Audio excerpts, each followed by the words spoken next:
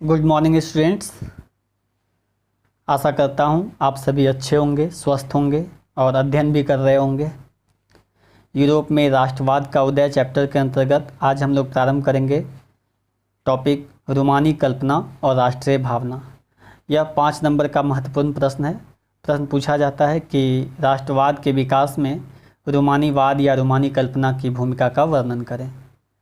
तो रूमानीवाद या रूमानी कल्पना यह एक ऐसी विचारधारा है जो स्थानीय भिन्नताओं, स्थानीय विशिष्टताओं को एक टूल्स के रूप में, एक हथियार के रूप में एकता स्थापना करने में प्रयोग करता है।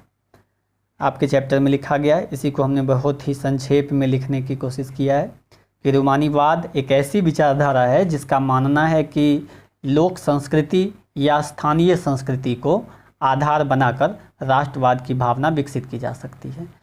लोक संस्कृति या स्थानीय संस्कृति का मतलब है कि इसके अंतर्गत लोक कला, लोक काव्य, लोक कहानी, लोकगीत, लोक नृत्य, लोक भाषा, ये सभी चीज़ें शामिल होती हैं और इन्हीं के माध्यम से लोगों को एक करने और उनमें सामूहिक पहचान की भावना विकसित करने का प्रयास किया जाता है। अर्थात एकता की स्थापना के लिए जो ये क्षेत्रीय भिन्नताएं हैं, इनको बाधक नहीं बल्कि इनको साधक माना जाता है। यहीं पे हमने एक लाइन ऐड किया है कि जर्मनी के एकीकरण में इस वाद का या इस विचारधारा का भरपूर प्रयोग किया गया। तो आगे हम लोग एक और महत्वपूर्ण प्रश्न पढ़ने वाले हैं अभी कि जर्मनी का एकीकरण किस प्रकार हुआ, इसकी व्याख्या करें। यह भी 5 नंबर का महत्वपूर्ण प्रश्न है। तो इसी प्रसंग में इन चीज़ों को भी आपको ध्यान में रखना होगा। अभी हम लोग अगला टॉपिक है 1848 ईस्वी की उदारवादियों की क्रांति, इसको देखते हैं। तो उदारवादियों की क्रांति 1830 में भी हुआ था। इसी क्रम में 1848 की क्रांति के बारे में पढ़ेंगे और आपको याद होगा कि 1830 से 1848 ईस्वी तक के क्रांति को के काल को क्रांतियों का युग ही कहा जाता है। 1848 ईस्वी तक यूरोप की जनसंख्या काफ़ी बढ़ चुकी थी। यूरोप का एक देश था इंग्लैंड, जहाँ पे औद्योगिकरण प्रारंभ हो चुका था और औद्योगिकरण की वजह से वह देश कंपैरेटिवली ज़्यादा प्रॉस्पेरस हो चुका था। लेकिन रेस्ट ऑफ यूरोप जो है, उनके देशों में नागरिक जो थे वो गरीबी, बेरोजगारी और भुखमरी से परेशान थे और इस वजह से विद्रोह भी कर रहे थे। दूसरी तरफ फिर इसी 1848 में फ्रांस के मध्यम वर्ग के उदारवादियों ने फिर से एक बार क्रांति प्रारंभ कर दिया और जिससे बाकी यूरोपीय देशों ने उस क्रांति के देखा देखी अपने देशों में भी क्रांति प्रारंभ कर दिया। तो इसी प्रसंग में आपको वो स्टेटमेंट मैटरनिक का याद आ रहा होगा कि फ्रांस जब कभी छींकता है तो बाकी यूरोप को भी सर्दी जुकाम हो जाता है, कि जब कभी फ्रांस से कोई क्रांति, कोई विचारधारा प्रारंभ होता था तो जल्दी ही वह बाकी यूरोप में भी फैल जाता था। तो 1848 ईस्वी की इस क्रांति के बाद फ्रांस का जो शासक लुई फिलिप था उसको गद्दी से हटना पड़ा। अलग अलग देशों में लोगों ने संविधानवाद की मांग करना प्रारंभ किया, प्रेस की आज़ादी और संगठन बनाने की आज़ादी जैसे मांग करना शुरू किया। इसी क्रम में जर्मनी के फ्रैंकफर्ट शहर में एक सर्व जर्मन नेशनल असेंबली बुलाया गया, जिसमें 831 निर्वाचित प्रतिनिधि शामिल थे। उन्होंने जर्मनी के लिए एक संविधान का प्रारूप तैयार किया और जर्मन राष्ट्र के राजा को इस संविधान के अधीन रहने के लिए कहा गया। प्रसा, जो कि एक प्रमुख जर्मन राज्य था, के राजा फ्रेडरिक विल्हेम चतुर्थ ने इस प्रस्ताव को अस्वीकार कर दिया और इस प्रकार फ्रैंकफर्ट संसद असफल हो गया। यहाँ पे याद रखिए कि 1848 ईस्वी की क्रांति के समय जर्मनी वस्तुतः 338 से ज़्यादा छोटे छोटे राज्यों में विभाजित था। तो उन विभाजित राज्यों को एकीकृत करने का यह एक प्रयास था। इससे पहले भी नेपोलियन के समय में एक प्रयास किया गया था, जबकि नेपोलियन ने 39 राज्यों को मिलाकर के एक महासंघ की स्थापना की थी और जिन क्षेत्रों को नेपोलियन ने जीत लिया था वहाँ पर में उसने सुधारवादी कार्यक्रम प्रारंभ किया था, एक प्रकार की प्रशासनिक व्यवस्था बनाई थी। तो ये प्रयास पहले से चले आ रहे थे। उसी क्रम में ये फ्रैंकफर्ट सर, यह प्रश्न भी 3 नंबर में कभी कभी पूछा जाता है कि फ्रैंकफर्ट संसद क्या था, इसलिए जोर दे करके मैं इस बात को आपको याद दिलाना चाहता हूँ कि फ्रैंकफर्ट संसद जो था, जो 1848 में सर्व जर्मन नेशनल असेंबली था, जिसमें 831 निर्वाचित प्रतिनिधि शामिल हुए, परंतु यह विफल हो गया क्योंकि प्रसा के राजा फ्रेडरिक विल्हेम चतुर्थ ने इस असेंबली के द्वारा बनाए गए संविधान के अंतर्गत रहने से मना कर दिया। आगे बढ़ते हैं। अगला टॉपिक है कि क्या सेना राष्ट्र के निर्माता हो सकती है। वस्तुतः ये प्रश्न यही है कि जर्मनी में जो एकीकरण संपन्न हुआ वह सेना के बल पे ही संपन्न हुआ। तो इसी प्रसंग में यह प्रश्न पूछा जाता है कि क्या सिर्फ सेना के बदौलत ही जर्मनी का एकीकरण पूरा हो सका। तो इसी का उत्तर मैंने बहुत ही संक्षेप में यहाँ बताया आपको कि यद्यपि प्रशा ने सैन्य बल के प्रयोग से 7 वर्ष के दौरान ऑस्ट्रिया, डेनमार्क और फ्रांस को पराजित कर जर्मनी के एकीकरण को पूरा किया, परंतु फिर भी यह नहीं कहा जा सकता कि केवल सेना ने ही राष्ट्र का निर्माण किया। छात्रों ध्यान दें, प्रश्न कई तरीके से बन सकते हैं कि क्या सेना राष्ट्र के निर्माता हो सकती है, या जर्मनी के एकीकरण में सेना की क्या भूमिका थी, या जर्मनी का एकीकरण किस प्रकार संपन्न हुआ। तो इस प्रश्न को हमने बहुत ही संक्षेप में 4-5 पॉइंट्स बनाए हैं। इन पॉइंट्स की ही व्याख्या कर देंगे तो आपके 5 नंबर का प्रश्न कंप्लीट हो जाएगा। तो जर्मनी के एकीकरण में कौन कौन से सहायक तत्व थे। तो नेपोलियन द्वारा जर्मनी के 39 राज्यों का एक महासंघ बनाया गया था। तो थोड़े समय के लिए ही सही, लेकिन उन राज्यों के लोगों में एकता के क्या फ़ायदे होते हैं, क्या लाभ होते हैं, ये बात समझ में आ गया था और उन्हें वो अच्छा लगने लगा कि हम एक रहेंगे तो ज़्यादा अच्छा रहेगा।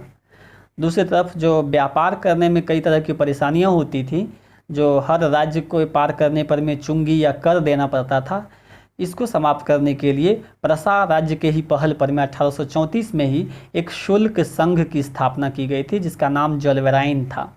यहाँ शुल्क शब्द नहीं आ पाया है। 1834 में एक शुल्क संघ की स्थापना की गई जिसका नाम जोलवेराइन था। इसके अतिरिक्त 1850 तक रेलवे लाइन बिछा दिया गया था, जब 3000 किलोमीटर से ज़्यादा रेलवे लाइन बिछाया जा चुका था।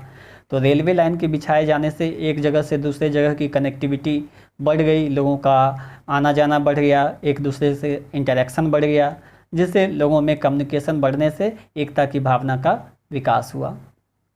अगला है कि दार्शनिकों और विचारकों द्वारा स्थानीय संस्कृति को बढ़ावा दिया गया।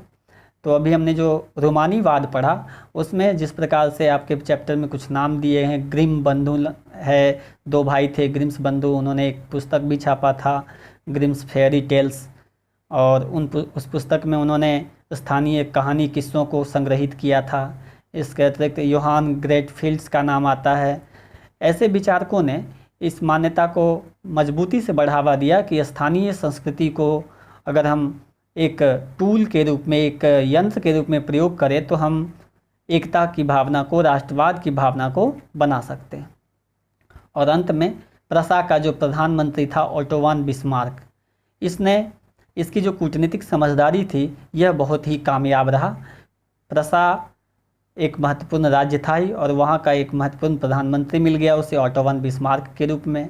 इसने सैन्य बल के ताकत पर इस ओटो वान बिस्मार्क की नीति को लौह एवं रक्त की नीति कहा जाता है, कि इसने लौह अर्थात हथियार और रक्त मतलब खून खराबा, यानी हथियार के दम पर खून खराबा करके, यानी 7 वर्ष ऊपर लिखा था कि 7 वर्ष के दौरान ही इसने 3 महत्वपूर्ण राष्ट्रों को पराजित कर दिया और जर्मनी का एकीकरण पूरा किया। इस प्रकार 1871 ईस्वी में जर्मनी का एकीकरण पूरा होता है। तो संक्षेप में हमने जर्मनी के एकीकरण को बता दिया है। बाकी आप चैप्टर में एक बार अच्छे से रीडिंग दें, आपको और व्याख्या समझ में आएगी। अगला टॉपिक हमने लिया है इटली का एकीकरण। यहाँ पे आपको एक फ़ोटो दिखाई दे रहा है, ये गैरिबाल्डी का फ़ोटो है। इटली के एकीकरण में इसका महत्वपूर्ण योगदान है, इसलिए ये फ़ोटो आप ध्यान से देखें, गैरिबाल्डी का नाम भी याद रखें। इटली का एकीकरण, जर्मनी की तरह ही इटली भी एक विखंडित देश था जो 7 छोटे छोटे राज्यों में बटा था। आकार इटली का जर्मनी की तुलना में काफ़ी छोटा है, परंतु यह इसके बाद भी 7 छोटे छोटे राज्यों में विभाजित था। तो यहाँ एकीकरण के लिए कौन कौन से कारक जिम्मेदार थे इसको देख लीजिए। यह भी 5 नंबर में कभी कभी, 3 नंबर में भी कभी कभी, या फिर जर्मनी और इटली को मिक्स करके भी प्रश्न बनता है कि जर्मनी और इटली के एकीकरण पर एक संक्षिप्त निबंध लिखें। इसलिए ये महत्वपूर्ण टॉपिक है। कि इसमें पहला पॉइंट है कि नेपोलियन द्वारा इटली के विभिन्न क्षेत्रों को जीतने के उपरांत वहाँ क्रांतिकारी विचारों का प्रसार और नेपोलियन के सुधारवादी कार्यक्रमों का क्रियान्वयन किया गया। तो आपको याद है कि नेपोलियन 1804 से 1815 तक फ्रांस का शासक रहा और जब तक वो फ्रांस में रहा उसने कई नए क्षेत्रों को जीत लिया और जहाँ जिन प्रदेशों को उसने जीता वहाँ उसने नेपोलियन संहिता के तहत जो सुधार अपने देश में किया था वही सुधार उसने अपने नए जीते गए क्षेत्रों में भी किया और इस वजह से वहाँ की जनता में एकता की भावना विकसित होने में मदद मिली। अगला है कि मेत्सनी, जोसेफ मेत्सनी, इसका भी फ़ोटो बगल में लगा हुआ है, आपको नाम याद रखने में ये फ़ोटो देख करके आसानी होगा कि जोसेफ मेत्सनी द्वारा निर्मित गुप्त संगठनों और क्रांतिकारी विचारों का प्रभाव। गुप्त संगठन, यहाँ पे ये शब्द से आप घबराएं नहीं, गुप्त संगठन इसलिए क्योंकि उदारवादियों या क्रांतिकारियों के द्वारा जो भी प्रयास किए जाते थे रूढ़िवादी उन्हें हमेशा दबाने की, समाप्त करने की कोशिश करते थे और उन्हीं से बचने के लिए कुछ क्रांतिकारियों ने छिप करके कुछ संस्थाएं, कुछ संगठन बना रखे थे, इसलिए इन्हें गुप्त संगठन कहा गया है। तो ये मेत्सनी जो है इसने भी एक कार्बोनरी नाम की एक गुप्त संगठन था जिसका सदस्य यह बन गया और बाद में इसने 2 और संगठन बनाए, एक का नाम यंग इटली और एक का नाम यंग यूरोप है। यंग इटली और यंग यूरोप नाम के 2 संगठन इसने बनाए और यह बहुत उच्च कोटि का क्रांतिकारी विचारक था। यह अपने लेखों को पम्फलेट छाप करके और जनता में प्रसारित करता था ताकि जनता में एकता की भावना विकसित हो सके और छोटे छोटे रजवाड़ों को समाप्त करके एक एकीकृत इटली का निर्माण संभव हो सके। अगला नाम है जोसेफ गैरिबाल्डी द्वारा निर्मित सशस्त्र स्वयंसेवकों के क्रांतिकारी प्रयास। ऊपर आपको फोटो दिखाया गैरिबाल्डी का। गैरिबाल्डी भी एक क्रांतिकारी था। इसने सशस्त्र स्वयंसेवकों का एक संगठन बनाया था जिसका नाम था रेड शर्ट्स। रेड शर्ट्स यानी लाल कुर्ती वाले, कहा जाता था कि लाल कुर्ती वाले। इसमें युवाओं को भर्ती किया जाता था, उन्हें शस्त्र चलाना सिखाया जाता था, शस्त्र दिए जाते थे और इटली के एकीकरण में जिस प्रकार सैनिकों ने काम किया युद्ध के माध्यम से एकीकृत करने में, इसी प्रकार गैरिबाल्डी के जो सशस्त्र स्वयंसेवक सैनिक थे उन्होंने भी काफ़ी मदद किया। और अगला पॉइंट है कि काबुल की कूटनीतिक संवाद, यहाँ काबुल लिखा गया है, काबुल होना चाहिए। काबुल, सार्डिनिया पीडमोंट एक इटली का राज्य था, 7 राज्यों में एक राज्य सार्डिनिया पीडमोंट भी था। वहाँ का प्रधानमंत्री था काबुल, काउंट काबुल उसका पूरा नाम है। काउंट काबुल ने एक बहुत ही समझदार प्रधानमंत्री था और उसी के नेतृत्व में सार्डिनिया पीडमोंट ने इटली के एकीकरण को पूरा किया।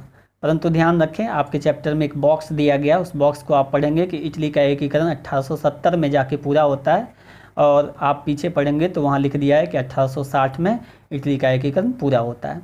लेकिन वहाँ ये बताया गया है कि 3 राज्य अभी भी नहीं शामिल हुए थे जो 1870 में जाकर के इटली में मिलते हैं और इस प्रकार इटली का एकीकरण पूरा होता है। तो इटली के एकीकरण में ये 4 पॉइंट जो यहाँ बनाए गए हैं इनको आप ध्यान रखेंगे तो आप प्रश्न का उत्तर लिख सकते हैं। आपको ये मैप दिखा दें जिसमें इटली एकीकृत होने के बाद का इटली है। यहाँ 1870 लिखा है कि लास्ट में ये 1870 में ये पोप का राज्य था, ये शामिल हुआ था। कब कौन कौन सा राज्य शामिल हुआ उसका वर्ष भी दिखाया गया है।